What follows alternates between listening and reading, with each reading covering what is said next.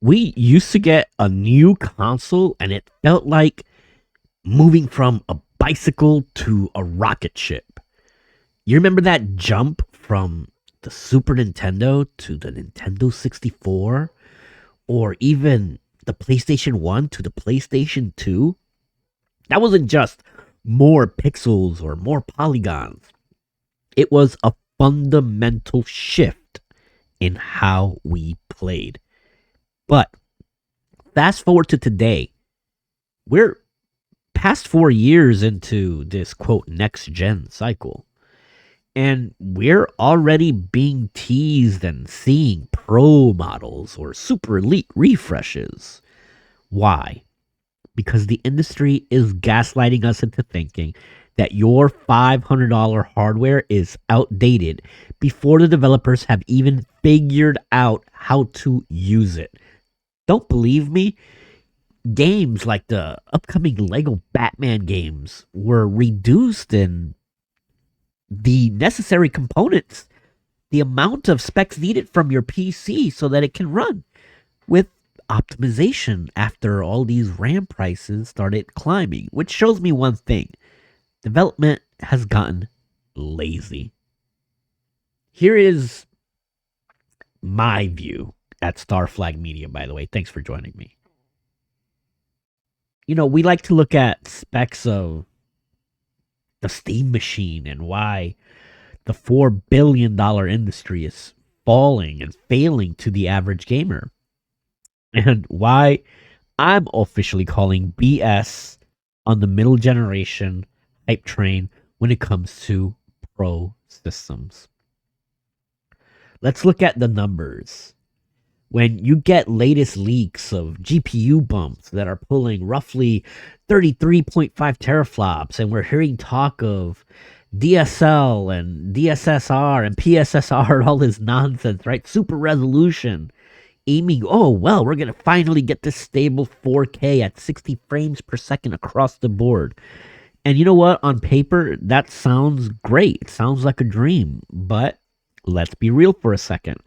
Go pull out your launch PlayStation 5 console and look on the box. We were promised 4K 60 back in 2020. Hell, the box says 8K. I think it might say 16K. I'm going to look up that screenshot. You're looking at the screenshot right now of the box. We were promised the end of loading screens, and instead, what did we get? We got performance mode and fidelity mode. Modes that if you don't have two monitors side by side at the exact same time screenshotting, it's hard to tell the difference. You got games launching at 30 frames per second on your $500 machine. Now, I'm not a frame buff guy and counting pixels and pixel peeping and all that, but when you're promised something, you expect something. The strategy here is clear. The manufacturers are creating a tiered gaming experience. If you aren't willing to drop an extra $600 or $700 3 years after launch, you're the second class gaming citizen in the ecosystem that you already paid to enter. It's the PCification of gaming. Remember back in the day when you'd laugh and you'd go, you know what? You have to upgrade your PC card every 3 years because it's obsolete. Well, guess what? That's exactly what Sony does when they release a pro system. They look at you in your face and they go, thanks for being here for 3 years. It's time to upgrade your graphics card so you can get that much 10% boost in your frames. Because now your PlayStation 5 is obsolete. That's really a dangerous road for the hobby when you really take a step back and you think about it.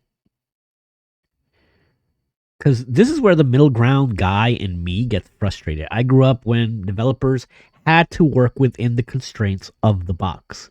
They couldn't just say, oh, the hardware is too slow, let's wait for the pro models.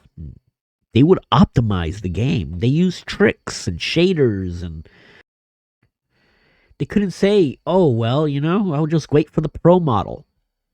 When They made The Last of Us run on a PlayStation 3 with 256 megabytes of RAM, and it looks great to this day. Go back and take a look at The Legend of Zelda Wind Waker on the GameCube, a 26-year-old console. It's still stunning. But now, optimization is a lost art. We see games launching in, quote, early access states on consoles. We see 100 gigabyte day one patches. And the industry's answer? It isn't let's fix the software. It's let's sell them more powerful hardware so the raw power can brute force our lazy coding. Think about it. Why do we need a pro console when most next gen games are still being held back so they can run on 2013 hardware in the previous generation? Yeah, that's right. Because a lot of these games are still coming out on the PlayStation 4. We are in a cycle of stagnation. And these hardware leaks are just a distraction from the fact that the golden age of software innovation and optimization is being replaced by the era of the spec sheet. When you're adding in the fact that digital storefronts are hiking their prices from $70 games up to possibly $80 games, your console prices are going to be $7.99 to start. And for the gamer who grew up when games were actually games, this is a hard pill to swallow. We used to buy a box, put a disc in it or a cartridge, and we were good for half a decade. Now, you're constantly prompted to upgrade, subscribe, and pre-order. And if your dad has a 9 to 5 job or you were on a student budget, this pro model isn't just a luxury, it's an insult. It tells you that the hardware that you bought 3 years ago is already the budget version. You want my advice? Don't fall for the fear of missing out. The jump from 1440p to 4K isn't worth the price of a second console. Truly, it isn't. And I'm not saying don't buy new technology because I love new hardware. I get excited by it. But I do love when you get value of it more.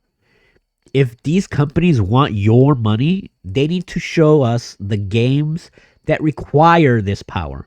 Not just tell us that, oh my God, yeah, look, the numbers are bigger now. Is there a single upcoming game that makes you feel like you need a pro console?